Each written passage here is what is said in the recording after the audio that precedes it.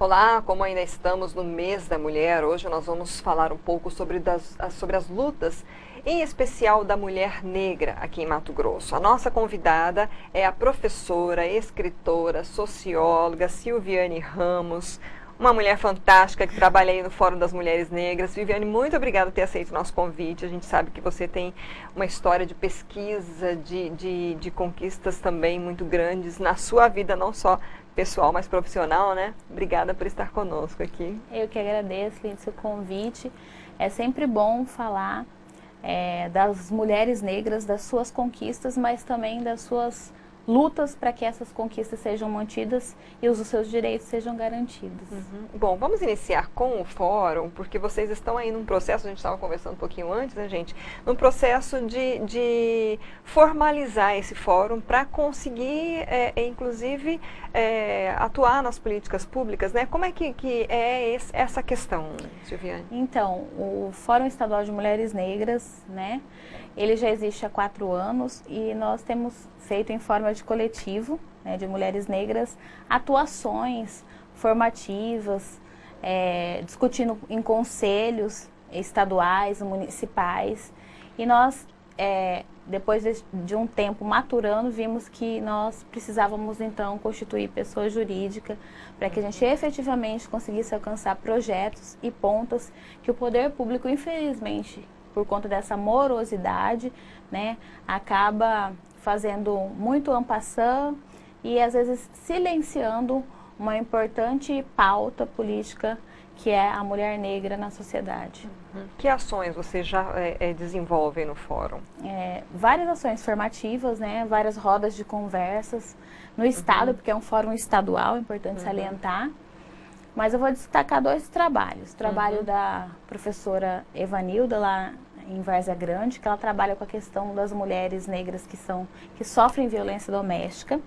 Então, ela tem um projeto muito lindo, super admirável, na área da casa dela, com educação financeira e atendimento psicológico. Isso ganhou uma repercussão tão grande que hoje tem que fazer agendamento para os atendimentos psicológicos e isso tem reverberado de forma positiva na vida dessas mulheres que saem dessa zona de violência e atuam no mercado de trabalho, emancipando de todo esse processo. E um destaque, em julho do ano passado, no dia 25 de julho de 2019, nós efetivamos uma grande parceria com o coletivo Herdeiras do Quariterê, que é um coletivo lá em Vila Bela, e nós fomos comemorar, né, celebrar essa luta com as mulheres quilombolas lá em Vila Bela. Então nós tínhamos lá, dos 141 municípios, representação de 87, num evento totalmente autônomo de mulheres negras. Lotamos um ônibus, né, todo constituído por nós, com lutas das mulheres, da Associação das Mulheres Quilombolas, das mulheres negras, do fórum e desse coletivo. E disso desdobrou vários outros coletivos. Então foi criado o coletivo em Cáceres, foi criado o coletivo lá em Sinop, foi criado todos os outros movimentos de mulheres a partir, das mulheres negras a partir desse evento. Digamos que foi um motor propulsor que instigou isso, né? E já haviam esses encontros, mas esse encontro do Dia Internacional de Teresa de Benguela salivou as bocas e aí homologaram essas práticas. Que bacana, a gente vê assim, é um mês em que se discute muito, né, as conquistas das mulheres, não só aqui no país, mas, né, o dia 8 de março é Dia Internacional da Mulher, né? E a luta, principalmente de vocês, do fórum, é que a mulher negra, por ser negra, ainda sofre muito mais, né? Que tipos por exemplo, de situações essas mulheres passam? Então, veja você, então eu vou falar da Silviane, professora Silviane Formador. Então, digamos que dentro da escala das mulheres negras do país, eu seja uma exceção, né? Porque eu tenho doutorado, né? Com menos de 38 anos, doutorado. Então, eu sou uma exceção. Ainda assim, eu sofro por conta do tom da minha melanina, né? Então, eu sou questionada intelectualmente, antes da pessoa me conhecer, pelo meu visual. Então, esse fenotipo, né? Da negritude, os traços que eles chamam de negroides, que eles vão pejorativizando, isso machuca muito quem recebe. Então, esse processo de racismo acontece cotidianamente, né? Então, o tempo todo. Mas você tem ensino médio? Você veio concorrer ao cargo de... Não desmerecendo nenhum cargo, né? Mas Sim. você veio concorrer ao cargo de recepcionista? Não, eu vim concorrer ao cargo de professor auxiliar da universidade privada. Então, esse imaginário coletivo cristalizado, né, de que o negro só serve e a mulher negra só serve para fazer os serviços braçais, operacionais e de cuidação. Né? Dentro dessa pirâmide social, as mulheres negras sofrem muito mais, porque nós ganhamos ainda menos que as mulheres brancas. Né? Então, e aí uma série de desdobramentos. Então, uma mulher trans negra sofre mais ainda, né? E que são debates novos que a gente não tem domínio, propriedade, nenhum lugar de fala, mas que essas pessoas lutam, né, para que elas também sejam reconhecidas no mercado de trabalho, não venham passar por isso. E é uma resistência, é um fronte de resistência né, nesse país, sempre. Historicamente, né, as mulheres negras desde a escravidão, né? Exatamente, né? E ainda ontem eu estava ouvindo um programa que fala sobre... Estava falando sobre negritude e o cara falou assim, porque vocês descendem de escravos, não sei o quê. Não, né? Nós descendemos de escravos, né? Tem que parar de ensinar isso para as crianças, né? Nós descendemos de pessoas negras que foram arrancadas da África e foram escravizadas aqui no Brasil. Então, a tônica como a gente naturaliza as coisas precisam ser modificadas, senão o processo histórico vai ser colonial sempre e a gente vai sempre reproduzir essas práticas racistas, sobretudo com as mulheres negras. O que você considera que já houve de avanço? Eu acho que o maior avanço foi a criação da Secretaria de Promoção da Igualdade Racial. Né? Mas ao mesmo tempo que a gente teve um avanço com o governo, a gente teve um retrocesso que ele simplesmente extinguiu. Inclusive aqui no nosso estado nós tínhamos a SUPIR, que era a Superintendência de Promoção da Igualdade Racial, em que nós podíamos monitorar, fazer esse mapeamento social, étnico-social, que nós não temos.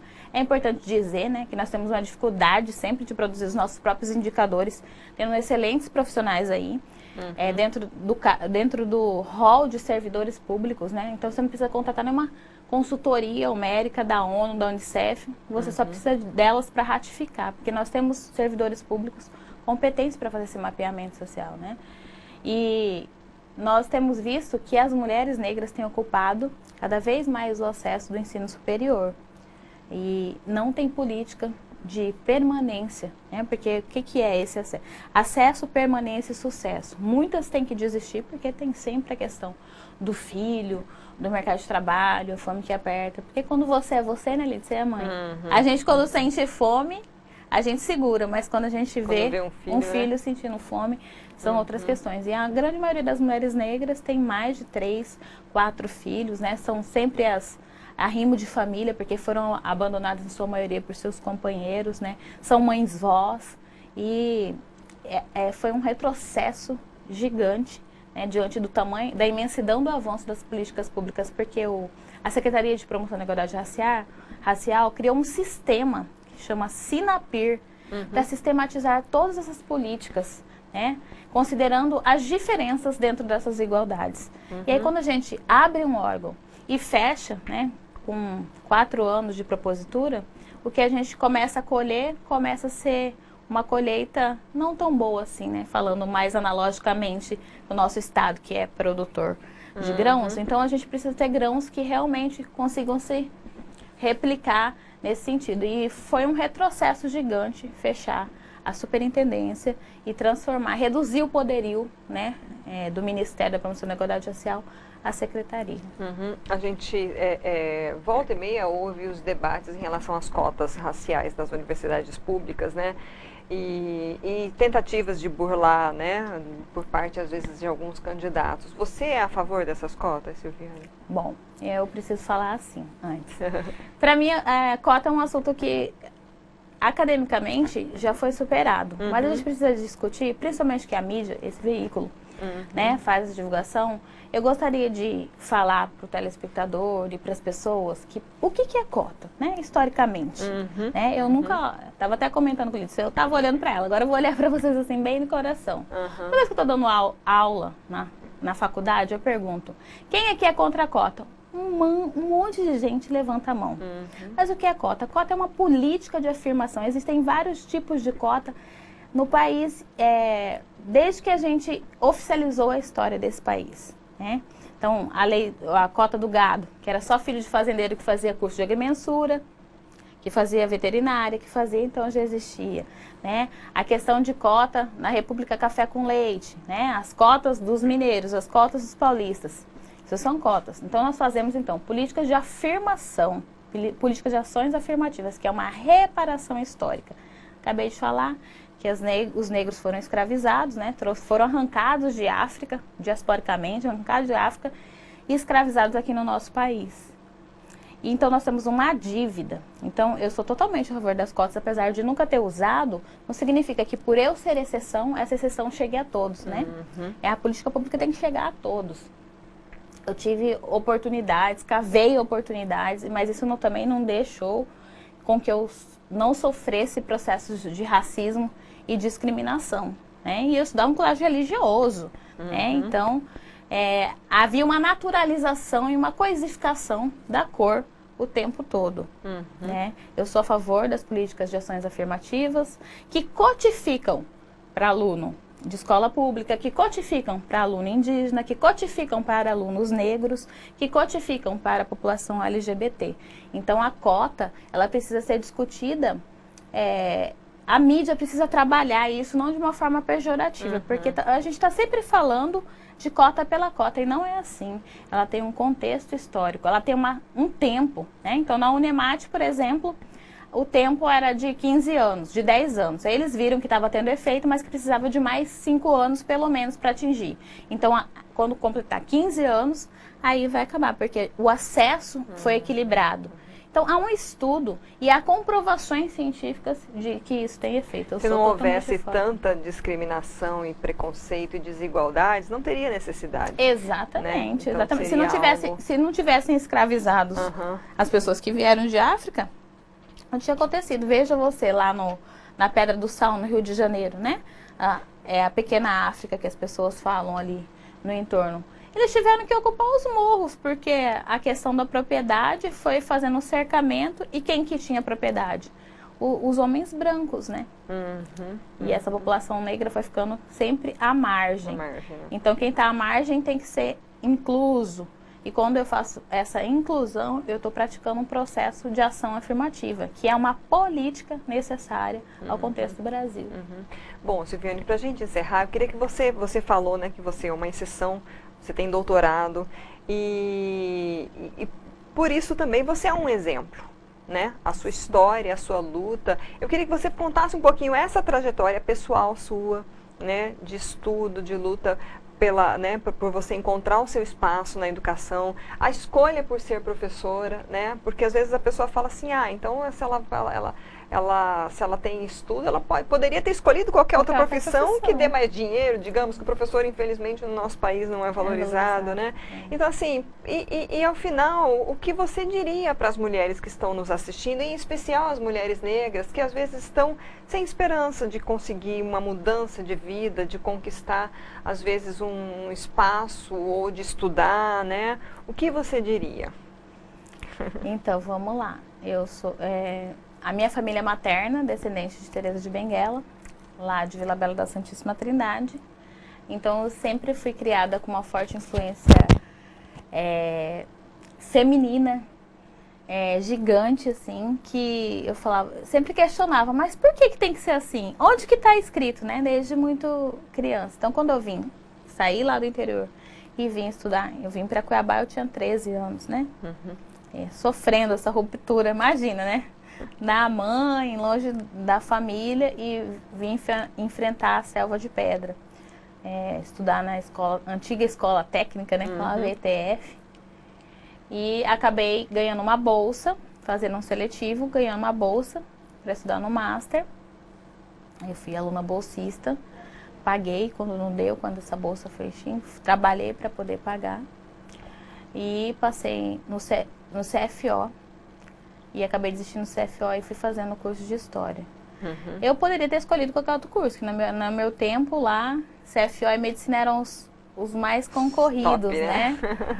E aí, por uma questão assim, de pressão familiar, do lado paterno, eu acabei fazendo esse curso, mas não me identifiquei.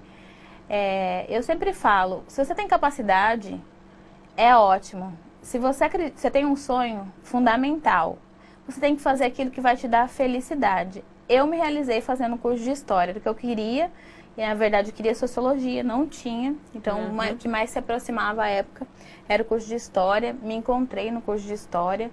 Me reconheci nesse processo identitário e segui uma vida acadêmica. E eu não poderia não fazer diferente, porque eu acredito na educação, ela transformou a minha vida. Eu consegui ascender socialmente, digamos, por conta da educação. E eu queria que outras pessoas tivessem oportunidade. Como que eu alcanço isso de maior forma efetiva? Sendo professora, porque enquanto eu sou médica, eu atendo 1 por 1, né?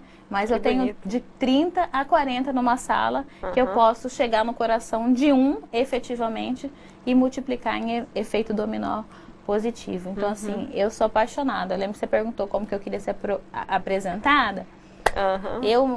Eu sei que eu estou professora, que eu não nasci professora, mas é como se eu nascesse, é parte de mim. É algo que eu faço com muito amor. E, infelizmente, por conta do meu quadro de saúde, eu tive que me afastar das atividades, né? Porque eu tenho uma doença neurodegenerativa, enfrentei 3 cânceres, superei.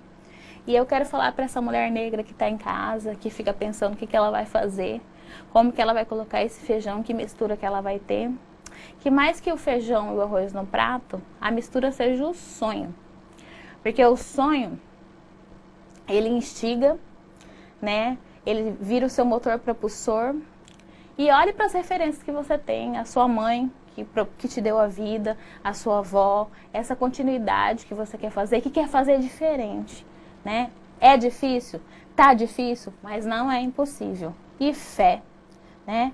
E pedir para que esses políticos, esse cenário da política pública seja transformado e que olhem de fato para a mulher negra que está lá nessa base piramidal, né, exclusa, sofrendo racismo, sofrendo desqualificação, pejorativizando o seu corpo e sem autonomia no sentido de ser tolhida, não porque ela não tenha capacidade, não por uma questão de cor, né, mas pela questão de racialização desse racismo estrutural que a gente sofre há séculos.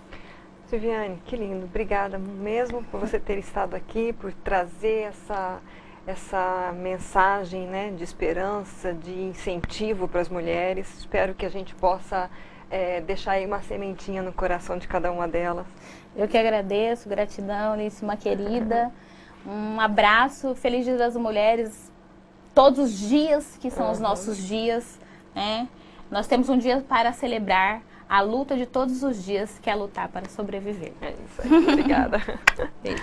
Nós conversamos com Silviane Ramos, professora, escritora, e que trouxe aí essa mensagem tão bonita para você mulher negra em especial. Então fica essa dica aí, se você conhece, se você tem, com certeza você tem conhecidos, amigos, parentes, né, que vivem essa situação de luta e até está numa desesperança, então manda essa entrevista para ela. Ela fica disponível no YouTube, nos sites da RedeTV, RD News, tem chamadinha na rede social, vá lá, curta, compartilhe. Obrigada pela sua audiência, até a próxima.